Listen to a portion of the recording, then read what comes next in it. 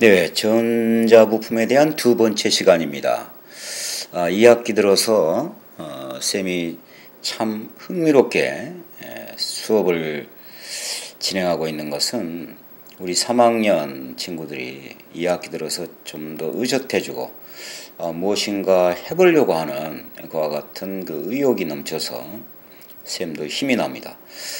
이번 시간에는 예고했던 대로 모둠 활동을 통하여 다이오드의 성능을 측정하고 전번 시간에 공부했던 색뒤 저항 값을 회로 시험기를 통하여 측정한 값과 비교하는 그와 같은 시간을 갖도록 하겠습니다. 네, 이번 학습 목표는 다이오드의 동작 원리를 알 수 있다라고 정했습니다. 학습 목표에서 그 다이오드를 영어로 적었는데요, 쌤이. 영어에도 그 그리스 말에서 유래한 접두사가 있습니다. 예를 들어서 모노 그러면은 하나고요. 디 그러면은 둘입니다. 다음 시간에 공부하는 트랜지스타의 그 트리는 세 개를 나타냅니다.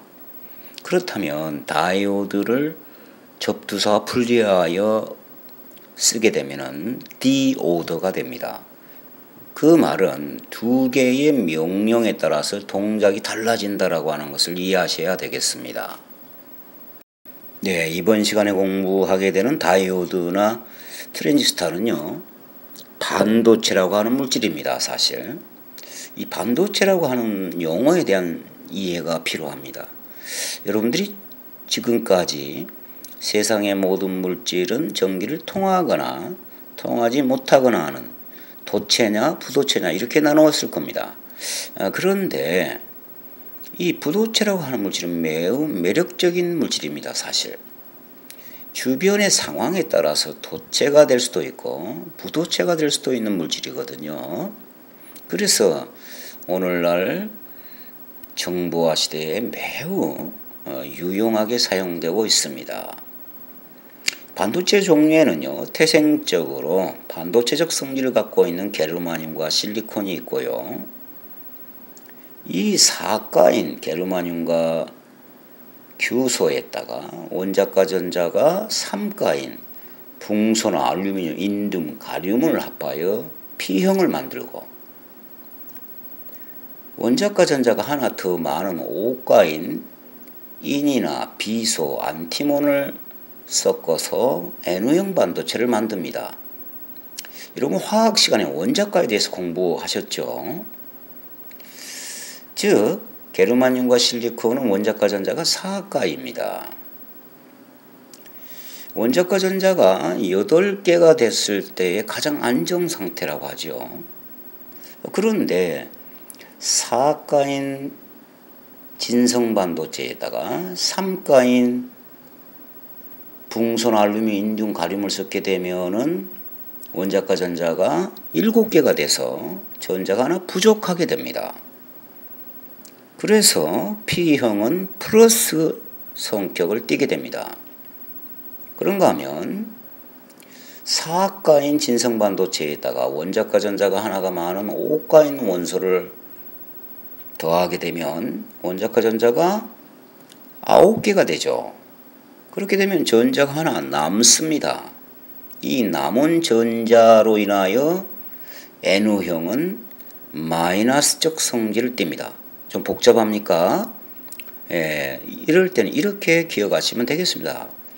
P형은 포저티브, 즉 플러스의 약자라고 생각하시고요. N형은 네거티브, 즉 마이너스의 약자라고 생각하시면 되겠습니다. 네, 앞에서 만들어진 P형 반도체와 N형 반도체를 접합시켜 놓은 것을 우리가 다이오드라고 합니다.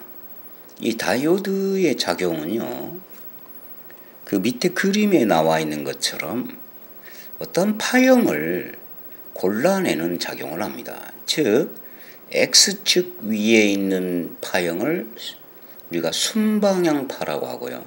X축 아래에 있는 파형을 역방향파라고 한다면 다이오드를 통과시켰을 때 순방향으로 흐르는 파형만을 통과시키고 역방향의 약파형은 캔슬, 즉 걸러준다는 얘기입니다. 구조를 보게 되면요. P형과 N형을 P형은 플러스 극에 N형은 마이너스 극에 연결할 때 다이오드는 동작한다라고 하는 겁니다. 네, 다이오드의 동작 원리를 살펴보도록 하겠습니다. 좀 낯설고 어렵겠지만 설명을 잘 들어보시면 어렵지 않습니다. 즉 순방향이라고 하는 것은 P형 반도체는 플러스라고 그랬죠. N형 반도체는 마이너스라고 그랬죠. 같은 극을 달아주는 겁니다. 즉 좌측에 A번 그림을 봐주세요. P형 쪽에 플러스를 N형 쪽에 마이너스를 걸어주니까 같은 극끼는 밀어주잖아요. 그죠? P형 안에도 플러스 전공이 있고 플러스 극에서 나간 플러스 전기가 있겠죠. 또 N 마이너스 쪽에는 마이너스 전자가 있고 또 N형에는 마이너스 때문에 전자가 있겠죠. 상호 밀어준다라는 거죠. 그렇게 되면은 P형과 N형 반도체의 그 간격을 그 막이 있는데 중간에 막이 있겠죠.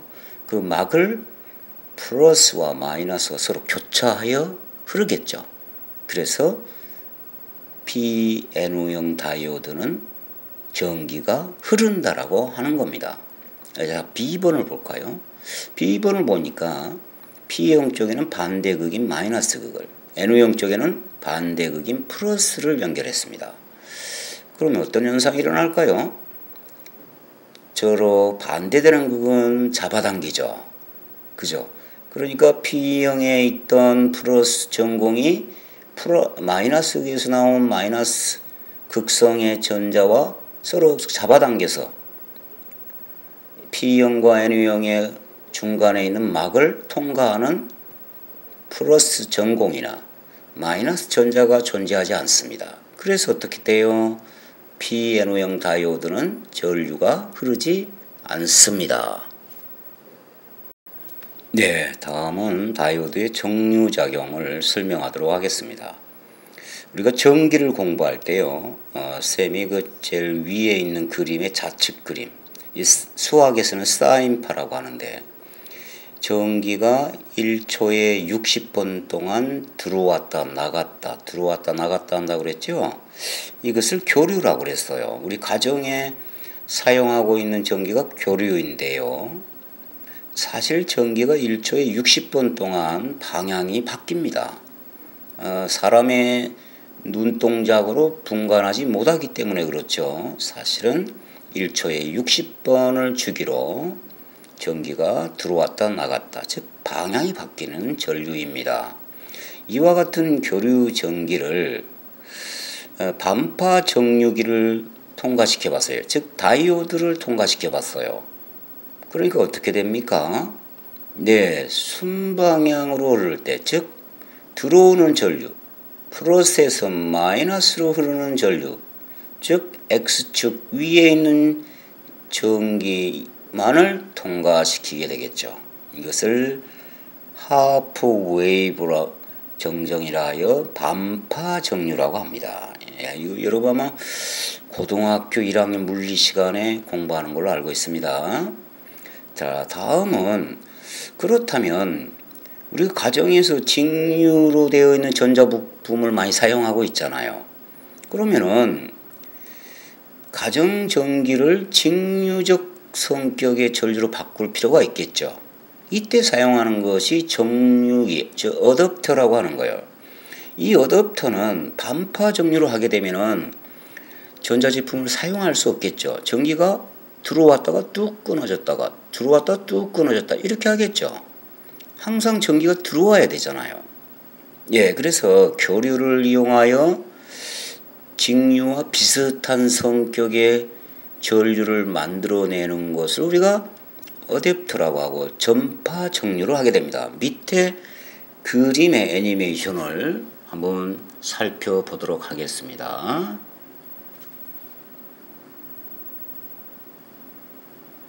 예, 다이오드를